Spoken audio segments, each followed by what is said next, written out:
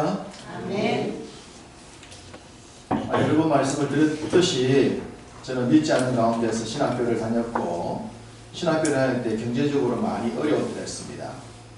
제가 그 당시에 가장 많이 했던 기도는 돈 달라는 기도였습니다. 그 당시 하나님의 뜻은 저한테 굉장히 간단하고 명료했습니다. 등록금을 주시는 것이 하나님의 뜻이고 등록금을 주시면 신학교 다니겠습니다. 등록금이 없어서 신학교를 갈 수 없으면 그것 또한 하나님의 뜻으로 하겠습니다 라고 기도했습니다. 돈 주시면 신학교 계속 다녀서 갈 것이고 돈이 없으면 너 그만해 라는 뜻으로 알고 그만두겠다라는 생각을 가지고 공부를 했습니다. 그 당시 이제 고등학교를 졸업한 어린 아이의 입장이었기 때문에 제가 어떻게 돈을 벌 수 있는 그런 상황은 아니었어요. 그 당시에서는 등록금이나 책값이나 학교에 다니는 경비가 굉장히 컸더랬습니다. 제 힘으로 해결하기 어려웠어요. 근데 이제 되돌아보니까 지금처럼 세월을 지나고 보니까 그때 새벽에 신문이라도 돌리고 저녁에 우유라도 돌리고 그랬으면 되지 않았겠는가, 그런 사람들도 있었지 않습니까? 그런데 그러지 못했던 것이 열심히 안 한 것이 아닌가 하는 생각이 들기도 하고, 또 학문이 부족하니까 그렇게 해가지고는 안 그래도 공부 따라하기 어려운데 이것저것 아무것도 안 됐을 것 같다는 생각도 해봅니다. 어쨌든 그 당시 가장 저한테 중요한 것은 돈이었습니다. 제 기도의 일부는 항상 돈이었고, 하나님 돈을 주십시오 라고 기도했는데 하나님이 감사하게도 한 학기 한 학기, 한 학년 감당하게 하셨어요. 누군가 도움을 준 거죠. 누군가의 도움을 통해서, 노력을 통해서 그 힘든 과정을 조금씩 이겨냈는데 그것이 하나님을 체험하는 과정이었던 것 같습니다. 믿음이 연약한 저에게 하나님께서 기도하게 만드셨고 또 주님의 도우심을 경험하게 만드셔서 하나님을 믿어가게 만들었던 그런 훈련의 과정이었다라는 생각이 듭니다. 또 한편으로 생각해 보니까 그렇게 하나님께 늘 달라고 하는 기도를 많이 했고 또 도움을 받는 기도를 하다 보니까 이게 남한테 도움받는 것이 오랫동안 습관이 된 것 같아서 하나님께 죄송하다는 기도를 참 많이 드렸습니다. 그리고 지금은 가능하면 기대기보다는 좀 베풀면 살면 좋겠다 라는 생각을 하게 됩니다만 그것도 쉬운 것만은 아닌 것 같습니다. 되돌아보면 어떻게 해서 그 긴 과정을 이겨냈을까? 정말 불가능에 가까운 듯 보입니다. 책값은 어떻게 했으며 학교에서 하는 행사들 어떻게 참석했을까? 밥도 사 먹어 했을 텐데 어떻게 다 사 먹고 그 시간을 보냈을까? 그 당시로는 정말 저한테 기적 같은 일이었습니다. 그런데 지금 이제 그거 모든 걸 다 이겨냈습니다. 다 이술한 거예요. 이것은 하나님이 저의 삶에 불가능해 보였던 것들을 그때 맞추어서 하나하나 경험하게 하시면서 하나님의 뜻이 이루어져 가고 있다라고 하는 것을 저한테 보여주신 것이죠. 기적 같은 불가능이 가능으로 되어지는 것들을 경험하게 하신 겁니다. 그런 경험을 하게 되어지면 믿음이라는 게 생기기 시작합니다. 하나님께서 이런 일을 통해서 믿게 만드시고 하게 하시는구나. 그래서 의지하고 따라가는 그런 믿음을 갖도록 만들어 가시는 거죠. 그것이 훗날 지금까지 살아가는데 이제 에너지가 되는 거예요. 어떤 일이 있으면 기도하고 기다리고 신뢰하고 그리고 이루어져 가는 것을 보면서 감사하고 그리고 또 더 어려운 것들 앞에 또 믿음으로 나아가는 그런 것들을 하게 하시기 위한 과정이지 않겠는가. 가장 낮은 값이라 할 수 있는 돈 달라고 하는 그런 기도 하나를 통해서도 그런 것들을 하나님께서 훈련시켰다고 생각이 듭니다. 그 당시 제 나이에 그 상황에 있어서는 불가능 같았던 것이 가능하게 된 거예요. 우리가 성경을 보게 되시면 제가 경험했던 것과는 비교할 수 없는 불가능 앞에서 믿음의 결단을 하는 사람들이 있음을 보게 됩니다. 비교가 되지 않을 정도의 불가능성. 오늘 본문도 그러합니다. 절대로 제가 경험했던 것과는 비교할 수 없는 그런 불가능 상황에서 하나님 말씀 앞에 주의 말씀을 붙들고 순종했던, 그래서 역사를 바꾸었던 두 여인을 만나보려고 합니다. 한 여인은 노년에 하나님을 경험했고 한 여인은 처녀의 몸으로 하나님을 경험했던 두 여인에 대한 이야기입니다. 여러분, 이 과학적으로 볼 때요, 과학적으로 확률적으로 볼 때 한번 생각해 보십시오. 생리가 이미 끊어진 나이가 많은 노년의 여성과 아직까지 한 번도 남자를 경험하지 않았던 처녀, 그리고 남자친구도 없고 경험도 할 수 없는 처녀, 그 두 사람이 아이를 가질 가능성은 누가 더 높을까요? 과학적으로.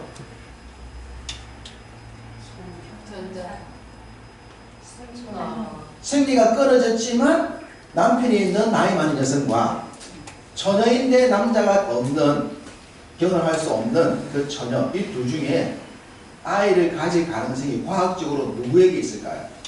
전자. 나이가 많은 노인에게 있죠. 왜냐하면 그 나이 많은 노인에게는 부부관계를 할 가능성이 있기 때문입니다. 그러나 처녀는 부부관계도 없지 않습니까? 그러니까 원천적으로 처녀는 아이를 가질 수가 없어요. 생리가 끊어졌지만 그 생리가 이상하게 살아나서 늦은 나이 아이를 가질 확률이 있는 거죠. 가능성이. 어쨌든 불가능한 두 케이스이지만 그 두 케이스가 다 아이를 갖게 되는 겁니다. 여러분 성경에 보면 생리가 끊어졌던 그 노년의 여인도 아이를 갖게 되어지고 처녀도 아이를 갖게 되어지는 거예요. 그 공통점이 있습니다. 그 공통점은 말씀대로 이루어지겠습니다. 놀라운 겁니다. 불가능이 무엇에 의해 가능케 되냐면 말씀으로 의해서라고 하는 겁니다. 노년에 아이가 없었던 사가라와 엘리사벳, 그에게 천사가 나타나서 아이를 주겠다라고 말씀하셨고 아이의 이름까지 말씀하셨어요. 뭐라고? 요한이라고 정확히 알려주셨습니다. 그리고 요한을 봤습니다. 그리고 이제 천사가 알려준 내용이 사실이 되려면 엘리사벳의 몸에서 변화가 나타나야 돼요.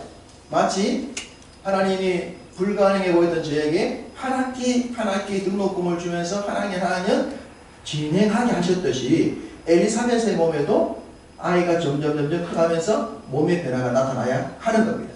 그래야 예언이 사실이 되는 거예요. 실질적으로 오늘 본문에 보면 6개월이 지나요. 여러분 아이를 가진 어머니들 경험이 어떻습니까? 6개월 좀 지나면 표시가 납니까? 안 납니까? 납니다. 확실히 납니까? 네. 6개월 지나면 확실히 나죠? 10개월이면 나오니까 6개월이면 이미 다 느껴지지 않습니까? 그러니까 엘리사벳은 노년의 자기에게 찾아온 천사의 예언이 자기 몸을 통해서 사실이라고 하는 것을 친히 체험하고 있는 거예요. 놀라움. 그래서 그런 체험 중에 이런 고백을 합니다. 자, 우리 본문 바로 앞에 있는 1장 25절인데요. 1장 25절에 엘리사벳이 이렇게 말해요. 주께서 나를 돌보시는 날에 사람들 앞에서 내 부끄러움을 얻게 하시려고 이렇게 행하십니다. 라고 말씀하고 있습니다. 내 부끄러움을 얻게 하시려고. 자, 엘리사벳은 이 기록된 말씀에 의하면 노년의 삶을 살아오면서 부끄러움이 좀 있었던 것 같아 보이지 않습니까? 있었던 것 같아요.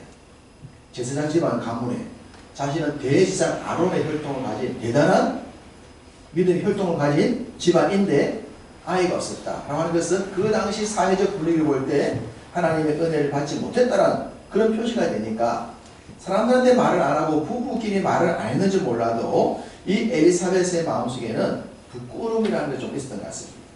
그 부끄러움을 하나님이 씻어주시는 거예요. 새 생명을 통해서. 근데 그냥 새 생명이 아니라 이 요한을 통한 메시아의 길을 예비하는 엄청난 역사를 예비하는. 그러니까 엘리사벳에게는 노년들 동안 긴 기간 동안에 많은 슬픔이 있었고 부끄러움이 있었는데 그 길고 기뻤던 슬픔과 아픔의 세월이 새로운 역사를 바꾸는 들에 쓰임받기 위한 과정이다. 하나님 그렇게 쓰신 거예요. 그러니까 우리 삶에 어떤 내가 생각할 때 아픔이 될 수가 있고 고통이 될 수 있는 것이라 하더라도 이것이 주님의 손 안에 있는 것이라는 확신을 갖게 되어지면 주님이 이 아픔과 긴 세월을 통해서 어떻게 역사하실 줄 모른다는 겁니다. 그러니까 우리가 환경 앞에서 굴복하지 않아야 한다는 것이죠. 이것이 엘리사벳을 통한 하나님의 계획이었습니다. 자, 그리고 이제 6개월이 되었을 때 엘리사벳이 몸을 불러서 확실히 이제 아이가 있다는 걸 알았을 때에 가브리엘 천사가 또 다른 한 집을 찾아갑니다. 그 집이 바로 갈릴리 나사렛에 있는 요셉과 정혼했던 마리아였습니다. 마리아를 찾아갑니다. 마리아를 만나자마자 뭐라고 말합니까? 28절 오늘 본문 보니까 그에게 들어가 이르되 은혜를 받은 자여 평안할지어다. 주께서 너와 함께 하시도다. 제일 먼저 전한 것은 뭡니까? 평안할지어다. 평안을 전하고 있습니다. 평안, 평강. 우리가 믿음 생활하면서 이 마음의 평강과 평안을 유지하는 것은 굉장히 중요한 요소예요. 마음이 평안해야 어떤 어려운 일들도 해낼 수가 있습니다. 마리아가 지금 이 이후에 듣게 되는 내용은 굉장한 충격적인 내용입니다. 그 충격적인 내용들을 받았을 때에 그걸 감당할 수 있기 위해서는 평강이 유지가 되어져야 돼요. 그래서 주님은 먼저 평강을 선물로 주신 것입니다. 예수님의 제자들이 예수님의 십자가 사건을 믿지 못했고 부활도 믿지 못했지 않습니까? 그러다가 예수님이 십자가 사건으로 돌아가셨죠. 그러고 난 뒤에 제자들이 문을 닫고 숨어 있을 때 부활하신 주님이 그 집에 문을 열지 않냐고 제자들이 있는 집으로 들어가지 않습니까? 들어가셔서 제일 먼저 하신 말씀이 뭐죠? 너희에게 평안이 있을지어다. 그때도 평안을 먼저 전하신 거예요. 하나님이 우리에게 어떤 말씀을 주기 전에 우리가 영적으로 평안하기를 원하는 거예요. 환경적인 것이 아니라 내 영적인 상황이, 우리의 영적인 상황이 평안해야 하나님이 주시는 그 엄청난 것들도 받을 수가 있는데 마리아에게 먼저 가서 하나님께서 평강을 얘기하십니다. 이것은 곧 주실 엄청난 내용들을 잘 받아들이기 위함이었다고 볼 수 있습니다. 엘리사벳이 천사 가브리엘의 방문을 받았을 때 그도 놀래더랬어요. 그리고 얘기를 들었을 때 충격을 받았겠죠. 이 나이에 아니 지금까지 가만히 계시다 왜 하나님 이때 이런 여러 가지 의문도 들 수 있지 않았겠습니까? 노년의 엘리사벳도 그렇게 했겠지만 마리아는 훨씬 더 충격적이었을 것입니다. 마리아가 천사 가브리엘 방문을 받았을 때에 두려워했다라고 말씀하고 계신데 왜 두려워했을까? 뭐 이런 내용도 그렇겠지만 일단 마리아라고 하는 그 여인의 그 당시 위치로 보면 가난한 여인의 그 집안에 별로 위치가 없는 사람이었거든요. 그러니까 천사를 맞을 만한 그 어떤 환경이 아니었다는 거예요. 천사를 맞으려고 그러면 일단 영적으로 뭐 모세처럼 뭔가 좀 특별한 있어야 될 텐데 그 당시 마리아는 전혀 그러지 아니하는 가난한 땅에 가난한 특별히 집안에 내놓을 곳이 없는 그런 여인이었어요. 그런 여인 자기에게 천사가 나타나는 거예요. 얼마나 놀랐겠어요. 왜 나 같은 사람에게 다른 데 가시지 제법 괜찮은 사람 가시지 충분히 그럴 수 있어요. 엘리사벳도 마찬가지예요. 엘리사벳도 나이가 늙어서 이미 생수도 끝났고 아무것도 할 수 없는 이런 노년의 사람이 왜 나에게 이 두 여인의 공통점을 보면 왜 나에게라고 할 수 있는 거예요. 왜 나에게 그럴 만한 주님의 그 영광을 경험할 만한 전혀 그렇지 않은 그런 모습이었는데 주님이 그랬던 두 여인에게 찾아가신 거예요. 참 놀랍지 않습니까? 뭐 엘리사벳이 젊었을 때 괜찮았을 때 그랬다면 좋았을 텐데 그것도 아니 불가능을 가능케 하시기 위한 그 과정을 이 두 여인에게 보여주고 있는 겁니다. 어쨌든 이 마리아를 찾아가서 하는 얘기가 뭡니까? 마리아여 무서워하지 말라. 무서워하지 말라. 네가 하나님께 은혜를 입었느니라. 무서워할 수밖에 없었던 거예요. 평강의 메시지를 전했지만 천사를 맞았을 때 두려웠고 무서웠을 수밖에 없었던 그것이 그 당시 마리아라고 한 처녀의 상황이었어요. 그랬던 그 여인에게 두려워 말라 하시면서 하나님이 무엇을 말씀하십니까? 은혜를 말씀하십니다. 은혜를 말씀하십니다. 앞에 평강을 말씀하신 하나님이 은혜를 얘기하십니다. 은혜와 평강. 은혜와 평강. 노아의 홍수로 인하여 세상을 멸망시킬 때 하나님이 노아라고 하는 사람을 준비를 시키십니다. 노아가 당대의 의였다라고 말을 하고 있지만 당대의 의였다라고 말하기 전에 하나님께서 말씀하시는 것은 노아가 하나님께 은혜를 입었더라 라고 창세기 6장 8절에 먼저 말하고 계십니다. 하나님이 주의 은혜를 입은 자를 쓰시는 거예요. 주의 은혜를 은혜로 받아들일 줄 아는 자를 쓰시는 거예요. 내 의지와 내 생각과 내 힘으로가 아니라 하나님의 은혜를 은혜로 받아들일 줄 알고 그 은혜 안에서 살아가는 자를 하나님 쓰시기 원하는데, 노아도 그래 하셨고 지금 마리아도 그런 겁니다. 너 은혜를 입었다 라고 말씀을 하십니다. 마리아는 천사의 방문, 하나님의 함께 하심, 하나님의 은혜를 입었던 이런 내용들, 이것만 해도 지금 정신을 못 차릴 정도입니다.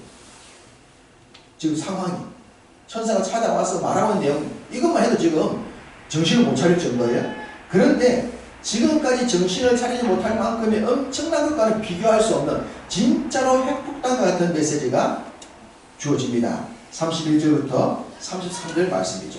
함께 읽습니다.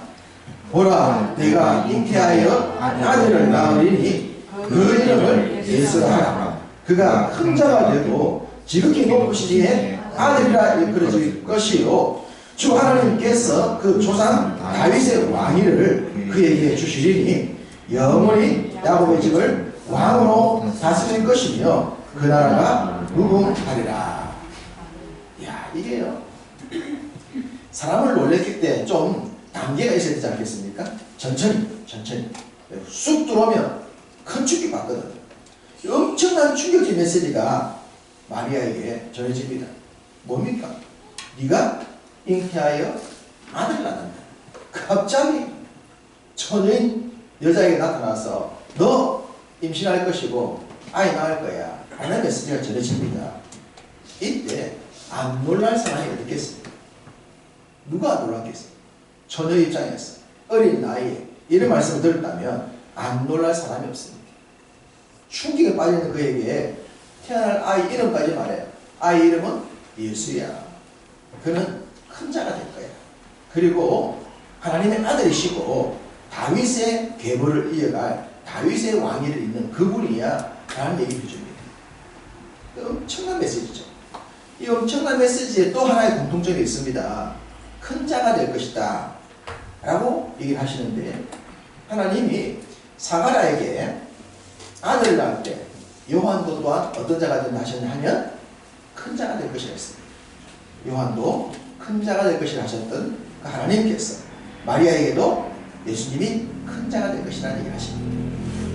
이 두 여인이 큰 자를 품는 거예요. 큰 자를 품을 수 없었던 두 여인이 하나님의 큰 자를 품게 됩니다. 이것이 하나님의 은혜입니다. 우리는 어떤 조건이나 상황 이런 걸 따져서 어떤 큰 걸 얘기하겠지만 하나님은 그렇지 않습니다. 하나님은 당신이 원하는 자를 선택하시고 그 원하는 자가 주의 은혜를 입고 말씀대로 순종한다라고 할 때는 그를 크게 사용하십니다. 믿습니까? 크게 쓰임받기 원한다면 주의 큰 말씀을 믿음으로 받아들여야 될 줄로 믿습니다. 지금 마리아에게 이제 메시지가 전해졌어요.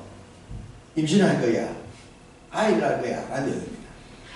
그러면 마리아 입장에서는 지금 천사가 전하고 있는 이 메시지가 그 말씀에 의해 자신의 인생이나 마리아는 한 여인의 인생이 이제 여기서 결정이 되는 거예요. 한 여인의 삶이 미래가 결정되는 겁니다.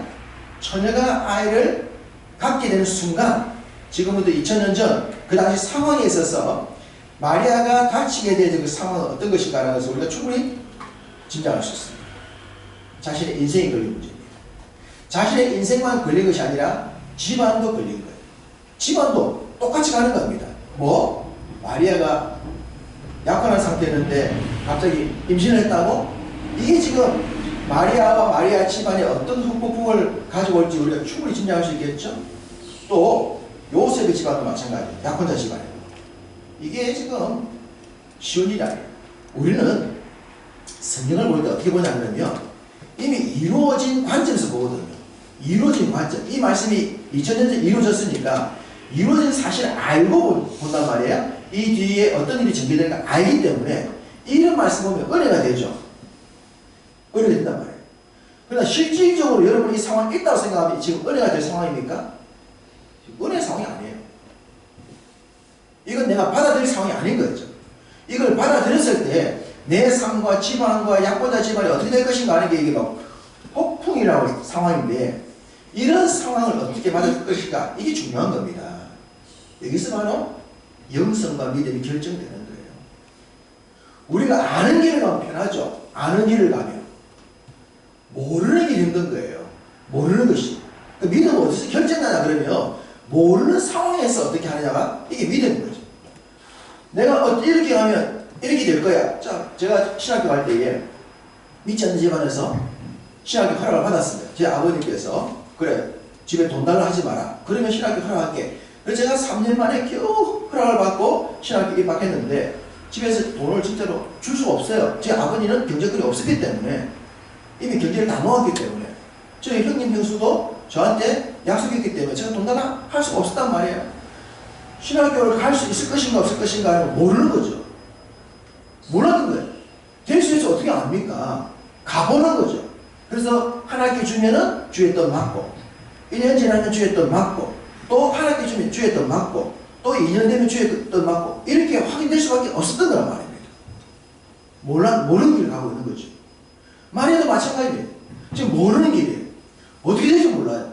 내가 덥석 받고 난 뒤에 임신이 되었는데 우리 집에서 어떻게 나올지 요셉 집에서 어떻게 나올지 주변 사람이 어떻게 나올지 모르는 상황 아닙니까? 이게 쉽게 받을 수 있겠습니까? 하나님 얘기를 하고 있지만 하나님이 찾아왔지만 이걸 감당할 수 있겠냐 말입니다. 우리가 주님을 만나서 구원받은 백성이 되어서 천국 백성이 된 게 감사하지만 믿지 않는 가정에서 믿지 않는 사람들 사이에서 내가 내 믿음이 자랑스럽고 존중하고 사람 앞에 기죽지 않고 부끄럽지 않고 당당하게 말할 수가 있고 그럴 수 있겠냐 말입니다. 안 쉬운 겁니다. 어른도 세월이 지나고 나이가 들면 일이 생기니까 가능하지만 나이도 어리고 그 경험이 적을 때는 이게 안 쉽습니다. 저도 그랬거든요. 우리 집안이 다 믿는 집안에서 어릴 때는 얼마나 힘든지 몰라요. 그 수많은 제사, 1년에 14번 제사 거기에 동원된다는 게 쉬운 일이 아니란 말입니다. 그걸 안 하고 견디는 것이 쉬운 일이 아니에요. 어떤 폭풍이랄지 모르는 그 상황인데 지금 마리아가 결정을 하는 겁니다. 거기서 그 불가능한 상황을 결정을 하는 겁니다. 마리아는 이렇게 말합니다. 34절을 보시면 마리아가 천사에게 말하되 나는 남자를 알지 못하니 어찌 이 일이 있으리까. 자신은 이 부분을 어떻게 보냐 그러면 일반적 같으면 안 됩니다. 그렇게 말을 해야 되는데 여기서는 안 됩니다가 아니라 나는 처녀인데 어떻게 이 일이 가능하겠습니까? 라고 묻는 거예요. 가능한 방법이 있는 거고요. 모세가 이스라엘 백성들을 출애굽을 시키다 실패해서 광야에서 40년을 보냈습니다. 그리고 떡이 나무에서 하나님을 만나지 않습니까? 하나님이 그를 만나시고 난 뒤에 바로한테 가라 그러잖아요. 모세가 간다 그래요? 못 간다 그래요? 못 간다고 그러죠. 못 한다고 그랬습니다. 이게 정상입니다. 못 한다고 하는 것이 지극히 정상입니다. 예레미야에게 예언을 말씀하실 때 나는 아이라 그랬습니다. 못 한다고 그랬습니다. 나는 아이기 때문에 말을 잘 못하기 때문에 못 한다고 그랬습니다. 이사야가 천사가 나타났을 때에 바로가 나는 왕이 되었다고 그랬습니다. 못 한다고 하는 건 정상입니다. 근데 마리아는 못 한다가 아니라 나는 처녀인데 어떻게 이 일이 가능할 수 있습니까? 라고 했습니다. 와. 이것을 받아들이면 집안이 지금 요셉 집안이 어떻게 될지 이 생각 안 하고 어떻게 이 일이 가능하겠습니까? 라고 그러니까 천사가 뭐라고 말합니까? 대저 하나님의 모든 말씀은 능치 못함이 없다 라고 답을 해줘요. 그러니까 바로 그 뒤에 마리아가 뭐라고 말해요? 주의 여정연이 말씀대로 이루어지이다. 이게 끝납니다. 대화가요. 이렇게 증명되는 거예요. 저 같았으면 이런 상황에 뭘 생각하냐 그러면 야, 이 카드 받았을 때 내가 이걸 해낼 수 있을까? 집에서 뭐라 하지? 요셉한테 뭐라 말하지? 저 이 생각했을 거예요. 그런데 마리아의 얘기는 나 지금 그게 될 수 없는 여자인데 어떻게 가능해요? 라고 물으니까 천사가 하나님 말씀 넣지 못하면 없어. 그러니까 말씀도 됩니다. 아멘으로 끝나버린 거예요. 지금 마리아에게 이 놀라운 일이 이렇게 이루어집니다. 말씀대로 이루어지이다. 말씀대로 될 것을 믿습니다. 그리고 그 모든 것들을 맡겨버립니다. 그 뒤에 일어날 모든 역경, 모든 것들을 그냥 말씀에 다 맡겨버리고 주의 말씀을 믿고 말씀대로 될 줄로 믿습니다. 바로 끝나버립니다. 이 엄청난 영성을 이 어린 처녀 마리아가 보여주고 있어요. 마리아와 엘리사벳은 친족이지 않습니까? 야, 이런 혈통이 참 멋진 혈통입니다. 이런 집안이 멋진 믿음의 집안이에요. 이 집안이 뭉쳤을 때 이렇게 뭉쳐야 되는 거죠. 집안이. 이쪽 집안도 이런 불가능 앞에서 아멘할 줄 알고, 이쪽 집안도 이런 아멘할 줄 알고, 이런 집안이 뭉쳤을 때 이런 집안이 명문 집안이 되는 거죠. 믿음의 집안이 되는 거죠. 참 멋진 믿음의 집안이지 않습니까? 저는 이 본문을 보면서 누구를 생각했냐 그러면 아브라함과 이삭을, 사라를 생각했어요. 아브라함과 사라도 노년에 아이를 갖는데 오랫동안 아이를 갖지 못하다가 나이가 90이 되었을 때 천사가 와서 아이 가질 거야 그럴 때 어떻게 했습니까? 웃어드렸습니다. 아브라함과 사라조차도 하나님 말씀하셔야지 웃어드렸어요. 그런데 이 어린 처녀가 생리가 끊어진 나이 많은 엘리사벳이 그 주의 말씀 앞에 말씀대로 이루어지다라고 순종하는 이 모습은 경이로운 거예요. 말씀 앞에 결단할 수 있는 것은 결코 환경이 아닙니다. 나이가 많아서도 아닙니다. 나이가 적어서도 아닙니다. 엘리사벳처럼 나이가 많아도 아멘할 수가 있고, 처녀 같은 마리아의 모습에도 아멘할 수가 있고, 12년 혈육적 여인도 아멘할 수 있습니다. 상황과 조건이 아니라 그 말씀을 말씀대로 믿는 믿음의 영성이 있느냐가 우리의 삶을 결정할 줄로 믿습니다. 어떤 형편과 어떤 처지에 있든지 간에 주님이 나를 찾아오셔서 나에게 말씀하실 때 그것이 주님의 뜻이라면 그 뜻대로 될 줄로 믿습니다라고 고백하는 믿음이 되기를 원합니다. 그 믿음이 우리의 삶을 가보지 않은 길에서 기적으로 이끄실 줄로 믿습니다.